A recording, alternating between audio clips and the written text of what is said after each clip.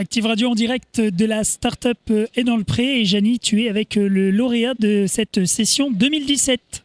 Un bien bel honneur effectivement d'accueillir le lauréat de l'édition 2017 de la 3e édition de la Startup est dans le pré avec l'intitulé la charrette champenoise. Donc c'est Alexandre, hein, je crois. Oui, tout à fait. Alexandre, bonsoir et bienvenue. Alors, comment est venue cette idée, cette bien belle initiative de créer la charrette champenoise avec tous les produits effectivement du terroir? Parce que c'est vrai que la start-up dans le pré, la start-up c'est innovation, et puis dans le pré c'est le territoire, hein, c'est le terroir. Tout à fait. Alors moi je suis issu d'une famille d'agriculteurs depuis plusieurs générations. Mon grand-père livrait déjà du lait jusque dans les années 90. Moi j'ai travaillé dans le bâtiment en premier lieu, j'ai voulu me rapprocher de mes racines.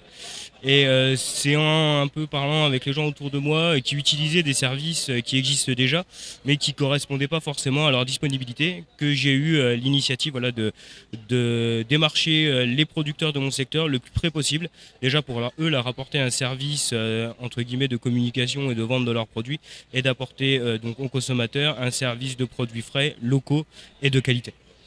La découverte de la start-up, c'est passé comment vous aviez déjà connaissance des éditions précédentes?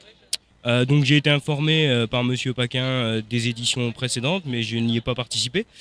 C'est une aventure humaine, enrichissante, un peu stressante on va dire. On est un peu ballotté un peu dans tous les sens, mais ça vaut vraiment le coup et je pense qu'il n'y a pas d'équivalent, au moins en tout cas sur le secteur que je connaisse.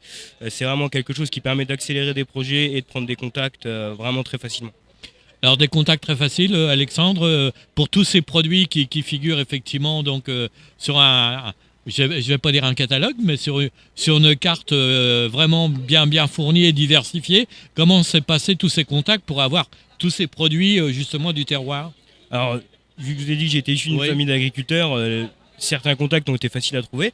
Et après, on va dire que c'est de fil en aiguille, de producteur en producteur, des petites informations qui viennent d'eux, disant allez voir ce producteur-là, il peut vous proposer tel produit, et de fil en aiguille, voilà, on arrive à une trentaine de producteurs qui regroupent des petits producteurs, des associations, des lycées agricoles. Voilà, on essaie de faire travailler tous les acteurs de notre secteur économique. Alors, lorsqu'on est lauréat d'un tel événement, c'est une fierté, Alexandre, parce que vu la diversification des projets qui ont été présentés, être le lauréat, sortir le leader, le premier, c'est une véritable satisfaction pour vous. Ouais. Oui, tout à fait. Je pense que c'est comme dans n'importe quel concours, quand on finit premier, il y a une satisfaction. Il y a aussi un grand remerciement à mes coachs, à mes coéquipiers qui m'ont épaulé pendant 2 jours. On a vraiment développé des axes que j'aurais pas été capable de faire tout seul et pas le recul nécessaire. Et c'est vraiment quelque chose d'humain où tout seul, on n'arriverait jamais à atteindre cet objectif. L'avenir se présente comment? Alors, c'est très positif, hein, Alexandre. Tout à fait, hein, que du positif, des prises de contact, des futurs normalement clients, des clients professionnels, beaucoup d'ouverture, et aussi quelques producteurs, notamment une productrice de thé qui est sur le secteur qui va nous rejoindre. Alors une véritable passion, parce que mettre en avant nos produits de territoire, nos produits du terroir, c'est une véritable passion, comme vous l'avez dit, fils d'agriculteur. Mais on a besoin effectivement aujourd'hui d'avoir de bons produits, de manger sain. Je ne vais pas faire référence à quelqu'un qui nous a quittés il y a quelque temps, mais qui disait toujours la nourriture, c'est de la merde entre guillemets, alors que vous proposez que de très bons produits. Ouais. Tout à fait, on essaye de valoriser les produits qu'ils ont chez nous, et je pense que étant du secteur, si on arrive à consommer des produits locaux qui ne fait pas beaucoup de trajets, c'est vraiment valorisant en même temps pour le consommateur et pour le producteur. On est vraiment acteur d'un cercle vertueux au niveau de l'économie locale.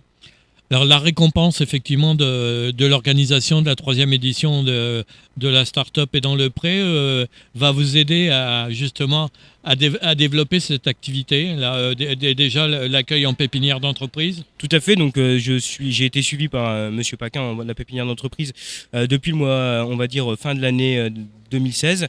Là, du coup, avec les 3 jours de conseil qui ont été le prix qui m'a été accordé, va sûrement m'aider à appuyer sur la communication et pouvoir développer vraiment, aller beaucoup plus loin avec des professionnels et non pas, avec mes simples idées, vraiment arriver à quelque chose de vraiment professionnel. La dernière question, si vous aviez un petit mot de conclusion pour mettre en avant cette bien belle initiative de la start-up est dans le pré, encore une fois, l'innovation, la créativité, mais aussi cette notion de territoire. Quel serait ce petit mot de conclusion, Alexandre? En une phrase, je pense que oser, tout est possible. Ah, c'est une bien belle conclusion. Félicitations encore, Alexandre, donc gagnant, leader effectivement de cette 3e édition de la Start-up est dans le pré. Merci beaucoup, puis à très bientôt. Merci à vous. Bonne soirée, au revoir. Voilà, tout de suite, retour des hits sur Active Radio en direct de la Start-up est dans le pré à Saint-Dié, la 3e édition 2017. Dans quelques minutes, on retrouvera bien sûr un nouvel invité pour clore cet événement.